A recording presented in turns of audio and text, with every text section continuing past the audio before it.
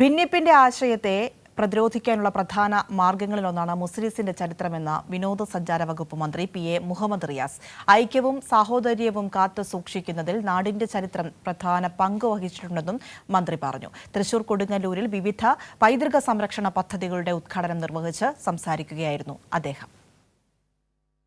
ചരിത്രത്തെ വർത്തമാന കാലഘട്ടത്തിന് കരുത്തും ഊർജവുമായി മാറുന്നതിന് ഇടപെടലുകൾ നടത്തിയിട്ടുണ്ട്.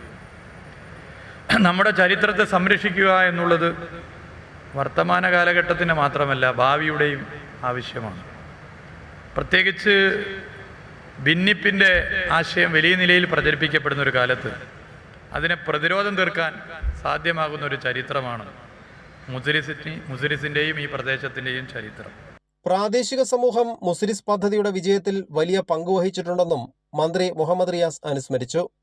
മുസ്ലിസ് പൈതൃക പദ്ധതിയുടെ ഭാഗമായി പുതുക്കിപ്പണിത ചേരമാൻ ജുമാ മസ്ജിദ്, കൊടുങ്ങല്ലൂർ ക്ഷേത്ര മ്യൂസിയം കെട്ടിടം എന്നിവയുൾപ്പെടെ വിവിധ പൈതൃക സംരക്ഷണ പദ്ധതികളുടെ ഉദ്ഘാടനം നിർവഹിച്ച് സംസാരിക്കുകയായിരുന്നു അദ്ദേഹം.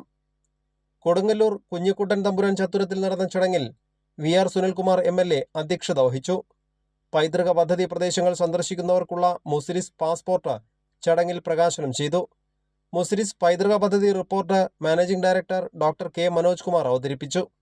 പദ്ധതിയുടെ കോൺട്രാക്ടറായിരുന്ന KG മുരുകൻ, PK അബ്ദുൽ ലത്തീഫ് എന്നിവരെ മന്ത്രി ആദരിച്ചു. ടൂറിസം വകുപ്പ് principal secretary K Biju, tourism വകുപ്പ് ഡയറക്ടർ ശിഖ സുരേന്ദ്രൻ, കൊടുങ്ങല്ലൂർ നഗരസഭ chairperson TK Geetha, vice chairperson advocate VS Dinal തുടങ്ങിയവർ ചടങ്ങിൽ പങ്കെടുത്തു. കൈരളി ന്യൂസ്, തൃശൂർ.